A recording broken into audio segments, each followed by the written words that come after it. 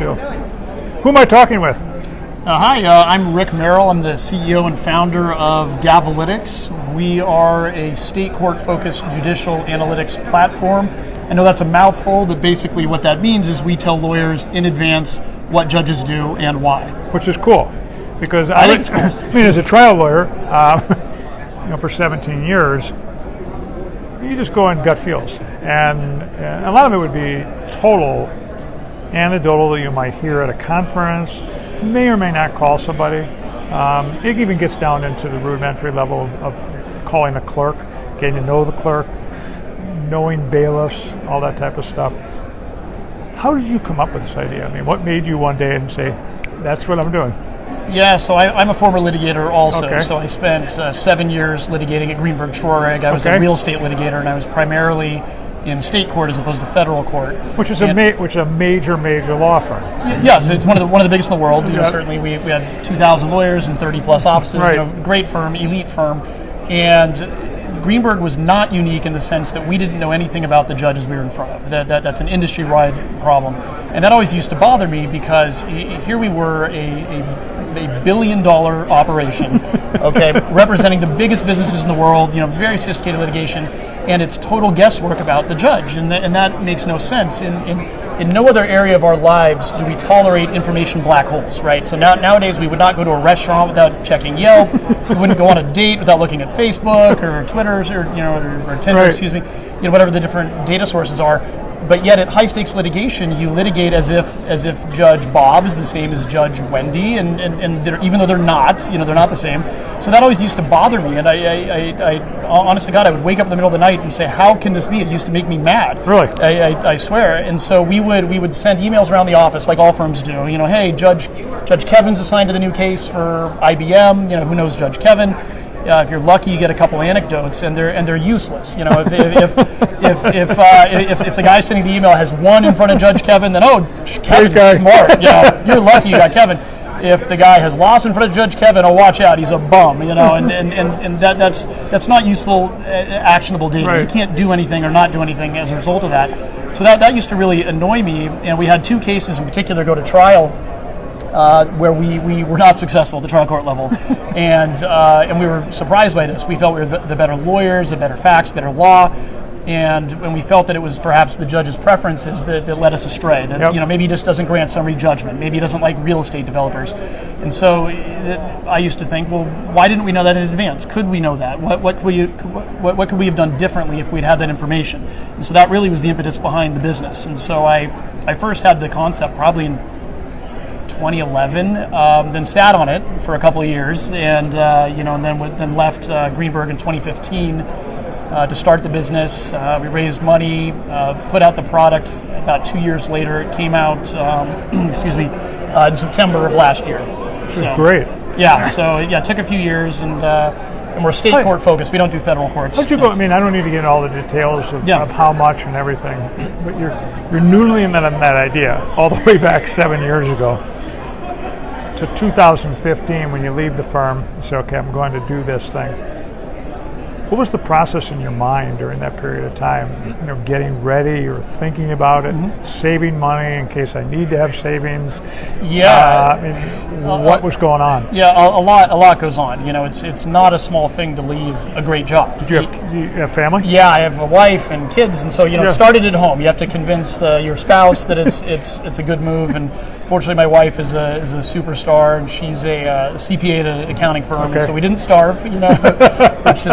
Which is good, but it's not a small task. No, it's not a small risk, and there's big players in the space, and I mean here we are, and we could have been creamed early on, but it hasn't happened, and I think we've done a number of things right, and one of the few things we've been fortunate to do right is we started with a really good team, and we've built a really excellent team of people, software developers, lawyers, the whole thing. And without that, we'd be finished. And there's no question. But to answer your question more specifically, first you have to figure out is there demand? Does anybody really want this information? Maybe I'm strange. Maybe I'm the only one in the world who wants to know about the judge. Turned out that wasn't true. But then the next step is, okay, well, how do you get the information? Can you get enough enough of this litigation data at a low enough price and a low enough friction point? The answer turned out yes. We developed some really interesting methodology and approaches and all this to get different types of data from different jurisdictions, and then you had to get to work and fix the data, and because it's a big problem. Weren't you getting some data? I mean, I don't know if I remembered this or whatever, and I read a lot of stuff and I tweet it. Sure. And, why, I don't know, but I enjoy doing it. Were you getting some on open source, even just open sourcing for information that was coming in from various lawyers? And no, we don't get anything open source. Okay, no, so yours is coming from data from courts. So every piece of raw data we get comes directly from the court system. Right. And just the unique issue in state courts is, as you know, they're divided by county. So in California, there's 58 counties. So imagine if there were 58 pacers, right, in the federal system with different data structures and different levels of willingness to even give you the data, and county A might have some problem with the data, then county B's got a different problem. And one of the things that we've discovered, and part of the reason that our business is unique compared to some of the other analytics providers that have come out, is there are two problems you have to solve with the data, and one is you have to have enough. Okay, if you have bad data going in, it doesn't matter how good your AI is, it doesn't matter how good the team is. You simply can't determine what the judge does in bench trials, right, for personal injury cases, if that data is not in the underlying source. So it doesn't matter what incredible code you could create. What are the documents you're collecting then? I mean, from the court? Are you getting a raw feed of everything from the courts? What are you trying to get your hands on? So it varies on a per county basis, but docket briefs and rulings is what you get. I mean, there's a finite universe of litigation documents out there, right? Right, and so those are the primary documents. And then what you're doing is, and I don't want to put words in your mouth, but I'm just trying to imagine, is monitoring behaviors, motions for summary judgment in particular types of cases. Like you said, bench trials. What are the different data points that lawyers that you wanted to look at when you were getting angry that there didn't exist something? What did you want to have available to you? Yeah, so for us, we would have loved to have known that the two judges in our cases did not grant or did not tend to grant summary judgment in real estate cases. Okay. That would have been very useful to know. It would have been useful to have been able to research their actual trial court decisions on summary judgment motions. And by the way, we have hundreds of thousands of them, in the product that are tied to the judge. So we can say, look, you can search through, look for case law, you can say, hey, show me all the summary judgment rulings where it was denied by Judge Kevin in a real estate matter in the last 2 years. So we have that. It's in the product right now. That would have been extraordinarily useful for case law research and motion drafting, and also just understanding if we even like the judge. One thing that's unique in California, there's a section of the Civil Procedure Code called 170.6, which allows you in the early stages of the case to ding the judge. You automatically get rid of them, no questions asked, and you get a new judge. And so back to the anecdotal thing we were talking about earlier, the way things work now in California is at the start of a case, part of the reason you send that email to the office is to figure out, do we keep the judge or not? And you're now making that crucial decision on terrible information. Right, on nothing. One person in my office says they like them, okay, we'll keep them. I mean, it's terrible. You would make no other business decision or life decision on the basis of such poor information.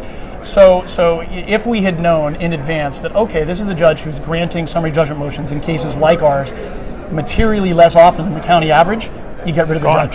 You get rid of the judge. And then if you're stuck with him, okay, well now we can make different strategic decisions. We can write the brief a little differently. We can see what motions were successful in front of him, what case law they cited on issues relevant to us. I mean, there's a lot you can do. I'm intrigued in this stuff even more than just the story. I can envision the product today, just barely, because obviously I haven't looked at it. But I'm going in and doing research into all this data that you've made you put together in a workable form and a searchable form. At some point, you have to envision this thing being automated to some extent and being able to tell you, here's the red sign right here. Real estate, Judge Smith, boom, boom, red. You might want to look at this. So what we do there, one thing we try to not do is we don't opine on judges. We don't say good judge, bad judge, right? Because Judge Kevin might be good for the plaintiff, but bad for the defense, or vice versa. Right? Fair enough. Right. So we try to be neutral. It's sort of like baseball statistics. Okay, it's just a fact. The guy hits 220 against left-handed pitching. There's no value judgment. We're not making a normative statement. It's just those are the numbers. You have to decide whether you want them. Exactly. Maybe you want a guy who hits 220. So that's one thing that we do, or I should say don't do. But there is, as you can imagine, like any other tech company, we have a product development roadmap, and there are a lot of features on it that cover some of what you're saying. You're a litigation lawyer, so Correct. you weren't going out there putting together business deals and raising funding as part of your daily practice as a lawyer. Correct. How did it get to the point where you say, okay, now I'm going to do this. I'm going to figure out how to put together a team, and the team is going to be important in raising money too, because they're going to want to look at the team and who I have. The team might be more important than me. I got this idea. I've got some information on the market. Yeah. But I got to put together a team. How'd you put this all together? Where you said, okay, I've got to pull this together and make it a real company and something that's fundable. Yeah. Good question. So of course, a lot of time was spent on writing the deck. To raise the first round, and I have no partners in the business. It's just me that founded it, and so I had to convince investors that we know in LA to fund it based really just on me. Right. And okay, give us the money, and then I'll go hire some people, and that was obviously a leap for a big risk. Big execution risk, certainly, and so it was a challenge to find our CTO. So our CTO is a guy named Juan Carlos Moreno, total animal in the best possible way. I mean that's a compliment. I mean, we would not have a business without him. He's great. He's hired the team. He does the product end to end, manages most of our 18 employees, and does a great job. And I actually had to interview, I think, 16 or 17 people before I got to him. And so that decision really did everything. But and it's not easy, a position like you or me, because we're not coders. So we're not going to sit down and talk code. I've got other friends that have hired people based on sitting down and watching them code. And then talking about code situations. And it goes based on passion, instincts, leadership capabilities. So for us, I have to be a high trust manager because I have no value to add for coding. I mean, if somebody's coding something wrong, I have no way of knowing. I mean, it's beyond my. But you can look at those screens and you go, God, I have a business that does that. Exactly. So I have to trust him. I have no choice. I couldn't micromanage him if I wanted to, and unfortunately that's worked well for us. But in that environment, if we didn't have the right person, it wouldn't work. I mean, you've been doing this since you've been out there public for a relatively short time. Have there been any points where it could go all the way back to 2011 or 2015 to last year, where you go, I wonder if this is going to work, where you hit that low point, where you almost can remember the one point where you did hit the low and somehow you bounced back and you were fine, but was there a low point? So what's interesting, when I was raising money the first time, so we've done 2 different rounds, and all private investing, we have no institutional money. One of our investors, who I can't name, but he's a pretty well-known guy, a famous businessman, said to me that my biggest challenge would be managing my emotions, which did not resonate with me immediately. I thought he was crazy. I'm like, listen, I'm not a particularly emotional guy. I don't see how that advice fits with me. He could not have been more right. Okay, when you run a business of any size, let alone a brand new startup, it's hard, and you can have very very violent, rapid highs and lows in the same hour. Let alone the same day, and so. That has been a challenge, certainly. But to answer your other question, when did we know we made it? Or, I'm not sure we've made it yet, so to speak. Yeah. I mean, we've signed up a bunch of AmLaw 100 firms where people like our product. It's getting good reviews. People know about it. People want it. We don't have really any true direct competitor at the moment. So things are good there, but. You never know. I mean, I've been doing this for 14 years, and you're scared like there's something going to happen. It's going to knock us out of business. And my COO will have to say, probably not. But I mean, it's tough at times. What would you tell someone that maybe it is a lawyer, because there are so many lawyers that are pained. Anand talked about people being pained with this could be done better. Or there's lawyers who just want to get out of the business and want to be in business and hear about all the legal tech stuff today. And how can I get from here, behind this chair, and out to there, which seems like leaping the Grand Canyon?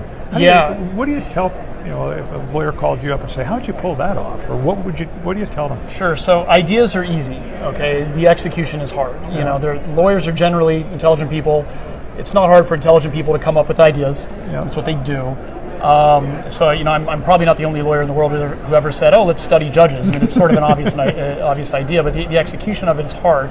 And so, what I would caution any lawyer or any person, what I would caution them about starting a new business, is you really have to understand your go-to-market strategy. Okay, who are you trying to sell to? Who are the buyers? What does the market look like competitively? You know, if there's 25 other e-discovery companies and you want to start an e-discovery company, I mean, look around. You know, not to pick on e-discovery, but or if you're a document management, service or whatever, you need a really compelling story about what you're going to do different from those other people and why they can't just come do the same thing. Right. People copy things in technology. Look at Facebook. Look at many others. Microsoft.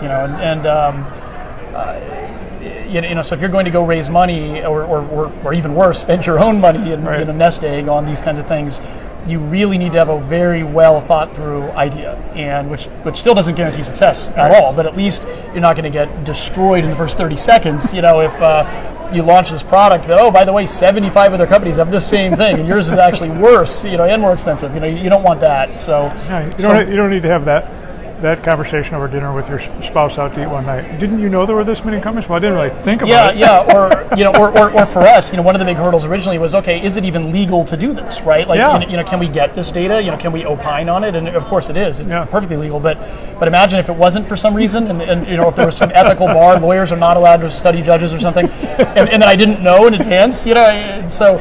Yeah, you can't make those kinds of mistakes, and the good news is those answers are out there. You can study this, and lawyers, like I said, they're intelligent people generally. They're trained how to study things, and the resources are out there, and so you can go make use of those resources and really study things. And then if your plan still holds up, and if 10 people you talk to also think that it holds up, then you might have something. Well, like your company, I mean, to say make a data-driven decision based on everything you can get your hands on. No question, no question. Yeah, if there was a startup focused on helping other startups, right? Like sort of like Gavelytics, like a Gavelytics for startups, right? We can do the probability of success for your ideas. That would make sense. So, thank you, sir. Yeah, thank you. This is great.